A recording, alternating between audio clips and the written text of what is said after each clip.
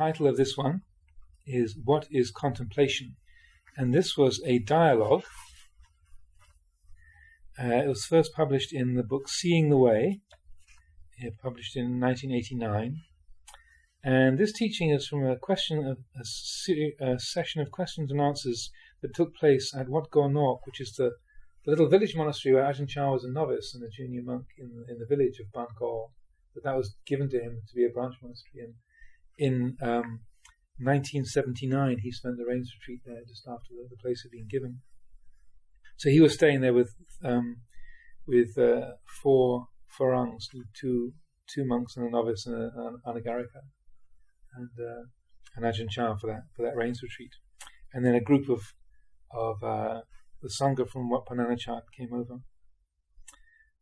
So that Ajahn Jagaro was the abbot of Wat Pananachat at that time, so he brought a whole group of people over to ask to pay respects to Ajahn Chah and to receive teachings. And also the dialogue has been rearranged a little bit just to in the book form from the original recording, just to make the flow of dialogue and meaning a little bit more easeful. So this is the 40th talk in the collection, and it's called What is Contemplation? Question: when you teach about the value of contemplation, are you speaking of sitting and thinking over particular themes, the 32 parts of the body, for instance? Ajahn Chah: that's not necessary when the mind is truly still. When tranquility is properly established, the right object of investigation becomes obvious. When contemplation is true, there's no discrimination into right and wrong, good and bad. There's nothing even like that. You don't sit there thinking, oh, this is like that is like this. That's a coarse form of contemplation. Meditative contemplation is not merely a matter of thinking. Rather, it's what we call contemplation in silence. Whilst going about our daily routine, we mindfully consider the real nature of existence through comparisons. This is a coarse kind of investigation, but it leads to the real thing. Question: when you talk about contemplating the body and mind, though, do we actually use thinking? Can thinking produce true insight? Is this vipassana? In the beginning, we need to work using thinking, even though later on we go beyond it. When we're doing true contemplation, all dualistic thinking has ceased, although we need to consider dualistically to get started. Eventually, all thinking and pondering comes to an end. Question: you say that there must be sufficient tranquility, samadhi, to contemplate. Just how tranquil do you mean? Tranquil enough for there to be presence of mind. Question: do you mean staying with the here and now, not thinking about the past and future? Thinking about the past and future is all right, if you understand what these things really are, but you must not get caught up in them. Treat them the same as you would anything else. Don't get caught up. When you see thinking as just thinking, then that's wisdom. Don't believe in any of it. Recognize that all of it is just something that has arisen and will cease. Simply see everything just as it is. It is what it is. The mind is the mind. It's not anything or anybody in itself. Happiness is just happiness. Suffering is just suffering. It is just what it is. When you see this, you'll be beyond doubt. Question: I still don't understand. Is true contemplating the same as thinking?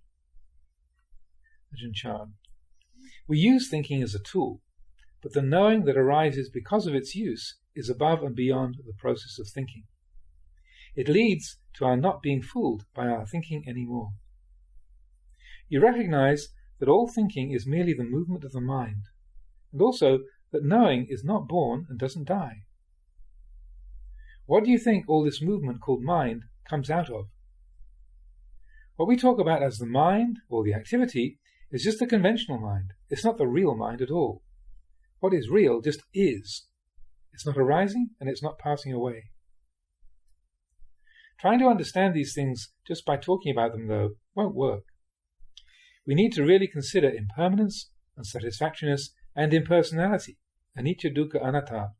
That is, we need to use thinking to contemplate the nature of conventional reality. What comes out of this work is wisdom. And if it's real wisdom, everything's completed, finished. We recognize emptiness. Even though there may be still thinking, it's empty. You're not affected by it. Question: how can we arrive at this stage of the real mind? You work with the mind you already have, of course. See that all that arises is uncertain, that there is nothing stable or substantial. See it clearly, and see that there is really nowhere to take a hold of anything. It's all empty. When you see the things that arise in the mind for what they are, you won't have to work with thinking anymore. You'll have no doubt whatsoever in these matters. To talk about the real mind, quote unquote, and so on, may have a relative use in helping us to understand. We invent names for the sake of study, but actually, nature just is how it is. For example, sitting here downstairs on the stone floor. The floor is the base. It's not moving or going anywhere. Upstairs, above us, is what has arisen out of this. Upstairs is like everything that we see in our minds: form, feeling, memory, thinking. Really, they don't exist in the way we presume they do. They are merely the conventional mind. As soon as they arise, they pass away again. They don't really exist in themselves. There's a story in the scriptures about Venerable Sariputta examining a bhikkhu before allowing him to go off wandering on Dhutanga. He asked him how he would reply if he was questioned, "What happens to the Buddha after he dies?" The bhikkhu replied, "When form, feeling, perception, thinking and consciousness arise, they pass away." Venerable Sariputta passed him on that. Practice is not just a matter of talking about arising and passing away, though. You must see it for yourself. When you're sitting, simply see what is actually happening. Don't follow anything. Contemplation doesn't mean being caught up in thinking. The contemplative thinking of one on the way is not the same as the thinking of the world. Unless you understand properly what's meant by contemplation, the more you think, the more confused you will become. The reason we make such a point of the cultivation of mindfulness is because we need to see clearly what's going on. We must understand the processes of our own hearts. When such mindfulness and understanding are present, then everything is taken care of. Why do you think the one who knows the way never acts out of anger or delusion? The causes for these things to arise are simply not there. Where would they come from? Mindfulness has got everything covered. Question: is this mind you're talking about called the original mind? What do you mean? Question: it seems as though you're saying that there is something else outside of the conventional body-mind, the five khandhas. Is there something else? What do you call it? There isn't anything, we don't call it anything. That's all there is to it. Be finished with all of it. Even the knowing doesn't belong to anybody. So, be finished with that too. Consciousness is not an individual, not a being, not a self, not an other. So, finish with that. Finish with everything. There's nothing worth wanting. It's all just a load of trouble. When you see clearly like this, then everything is finished. Question: could we not call it the original mind? You can call it that if you insist. You can call it whatever you like, for the sake of conventional reality. But you must understand this point properly. This is very important. If we didn't make use of conventional reality, we wouldn't have any words or concepts with which to consider actual reality, Dhamma.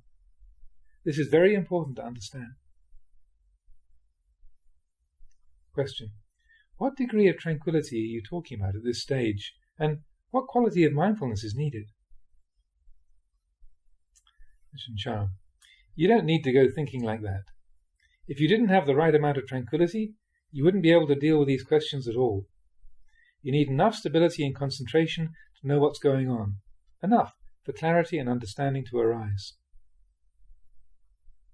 Asking questions like this shows that you are still doubting. You need enough tranquility of mind to no longer get caught in doubting what you're doing. If you had done the practice, you'd understand these things. The more you carry on with this sort of questioning, the more confusing you make it. It's all right to talk if the talking helps contemplation, but it won't show you the way that things actually are. The Dhamma is not understood because somebody else tells you about it. You must see it for yourself. Pachitam. If you have the quality of understanding that we've been talking about, then we say that your duty to do anything is over, which means that you don't do anything. If there's something still to do, then it's your duty to do it. Simply keep putting everything down and know that that's what you're doing. You don't always need to be checking up on yourself, worrying about things like how much samadhi. It'll always be the right amount. Whatever arises in your practice, let it go. Know it all as uncertain, impermanent. Remember that. It's all uncertain. Be finished with all of it. This is the way that will take you to the source, to your original mind.